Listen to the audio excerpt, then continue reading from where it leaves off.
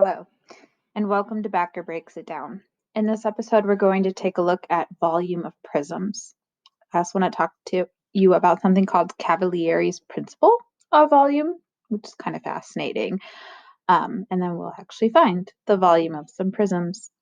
So you studied volume in the past, so you know what volume is, okay? And it's the number of non-overlapping cubic units contained within the interior of a solid, okay?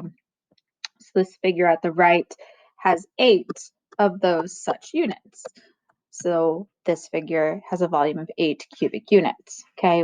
And so basically, we can develop a volume formula using our idea of stacking. So if I were to take a figure that has an area of b square units and I were to start stacking it, well, when it has a height of 1, it's going to have a volume of area of the base times that height.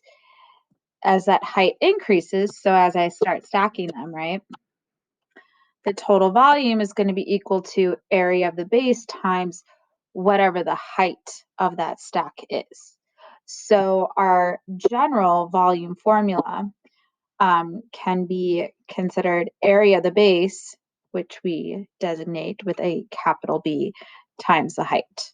That's how we can find the volume of any prism. So rectangular prism, triangular prism, or even this strange one kind of looks trapezoidal. So a trapezoidal prism, area of the base times the height. That's how we do it.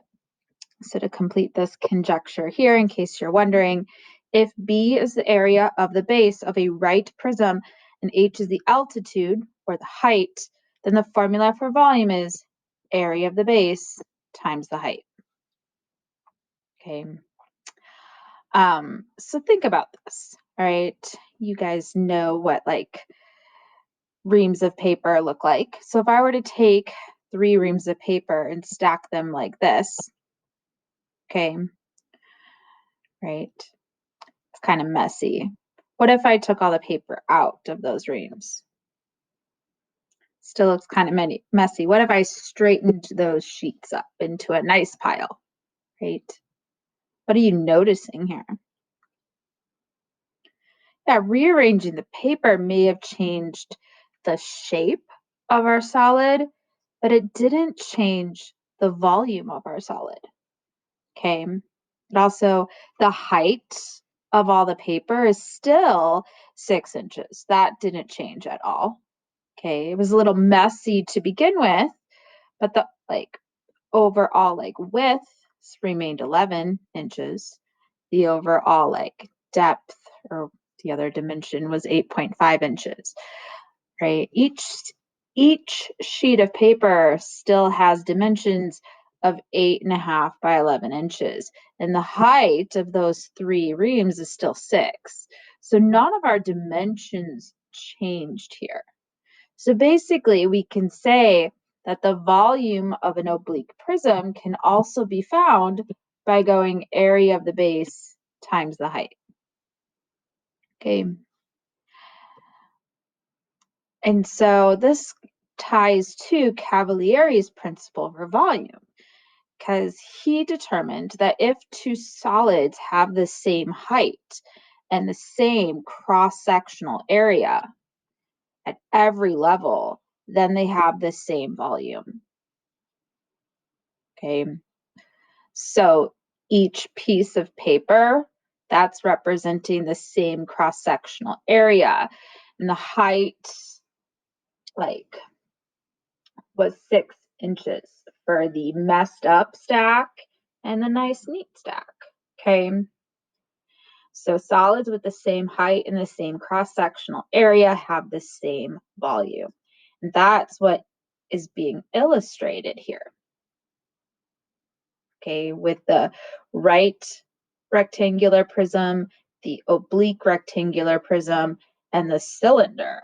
All of them have the same cross-sectional area of B square units, and all of them have the same height of H square units.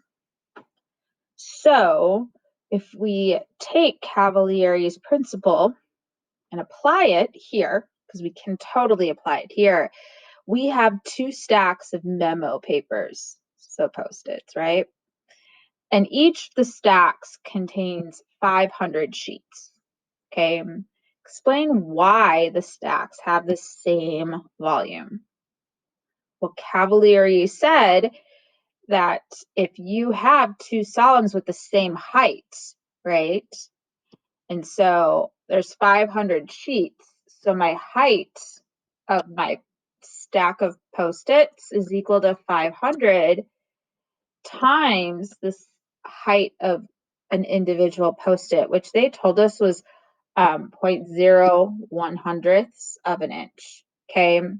So that means the total height of my memo stack of papers is 5 inches. So these 2 stacks of papers, they have the same height. And then each piece of paper has the same cross-sectional area because each of them is 3 by 3, okay? Meaning my cross-sectional area is 9, right? So this is basically representing like the base of this solid because each piece of paper is identical, so congruent to the base.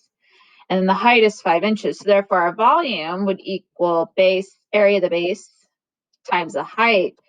So we're looking at 45 cubic inches. But each memo stack has the same cross-sectional area and the same height. So they have the same volume.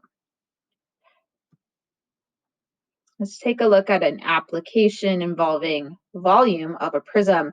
A cord of firewood is 128 cubic feet. Marcy has 3 storage boxes for firewood that each measure 2 feet by 3 feet by 4 feet. Does she have enough space to order a full cord of firewood, a half cord, a quarter cord? Explain your reasoning, okay? So we know that a cord of firewood is 128 cubic feet, okay? She has 3 storage boxes, right? So I need to figure out like what is the volume of all 3 of those boxes put together, because that's like the total like storage volume that Marcy has. Okay, now each of these storage bins are their boxes, right? I said it's a box measuring 2 feet by 3 feet by 4 feet.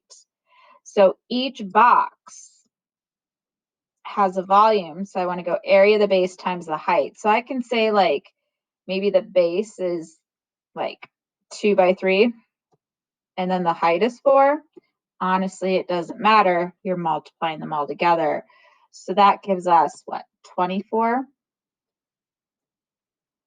Okay, cubic feet. And so then remember, she has 3 of these. So I should multiply that by 3. So that means she has, let's see, what is that? 72 cubic feet of room to store firewood, okay? So a cord of firewood is 128 cubic feet. So that means she doesn't have enough to buy a full cord, okay? She could, well, could she buy a half cord? So like half of 128